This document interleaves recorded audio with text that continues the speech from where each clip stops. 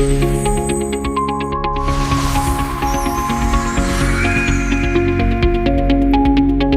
morning, good afternoon, good evening. This is Roger Gilbert reporting for International Aquafeed magazine. And look at that beautiful sky behind us. And where am I? I'm in Las Vegas, and I'm attending the Aquaculture America event held by the World Aquaculture Society. And I'm pleased to say I'm in the company of John Cooksey, who's the Executive Director of the WAS. And we've just had 4 fantastic days of conferences and exhibitions. Welcome, John. Thank you. Yeah, John, how's it been this year?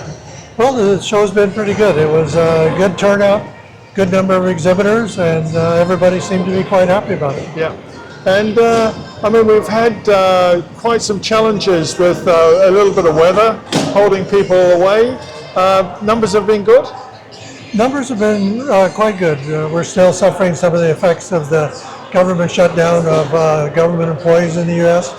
and the visa situation, where it's hard for people to get to the U.S., has impacted the numbers quite significantly. Yeah. But, you know, we've just got to deal with it, and we don't know really what's coming next, do we? That's the new reality, so do what we can. But I think, like any business, we've got to rock and roll or go with the punches, as it were, but it does have an effect on the ground.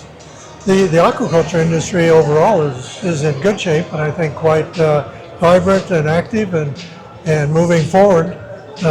You know, so at least that part's strong, and we just have to deal with the ancillary effects of all the stuff going on. Yeah, well, we'll ignore that. Yeah.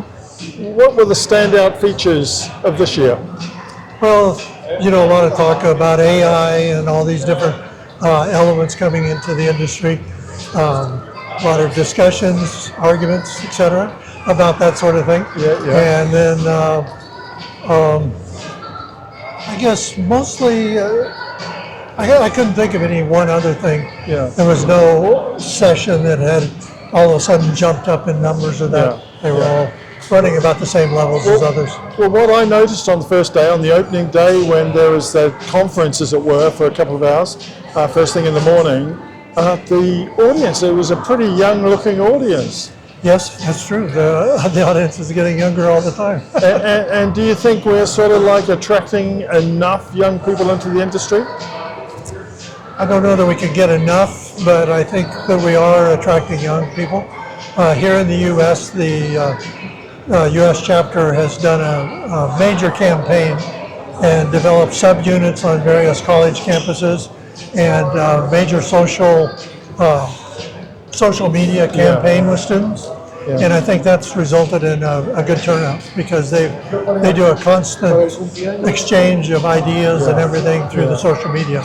And what I found very surprising was the chairman in that first session asked how many people had been students that were here now working in the industry.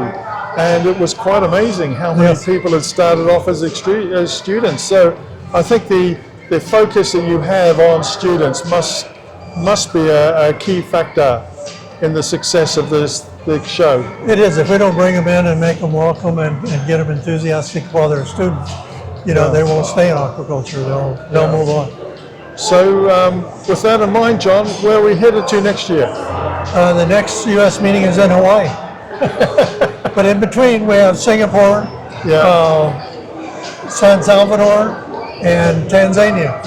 Before we get to Hawaii. So just on a final note, are we becoming, or is WAS becoming more and more international?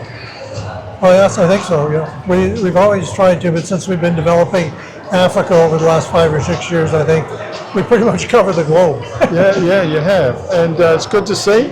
And we would like to invite our readers, and people who view this to consider coming to Hawaii, meeting us out there. Yes, absolutely. And how can they contact us, John? You can go to the website www.was.org. And we'll hopefully see you in Hawaii. But all the best. Thank you very much for another wonderful event here in Las Vegas, John, and all the best to you. Thanks, and aloha. Aloha.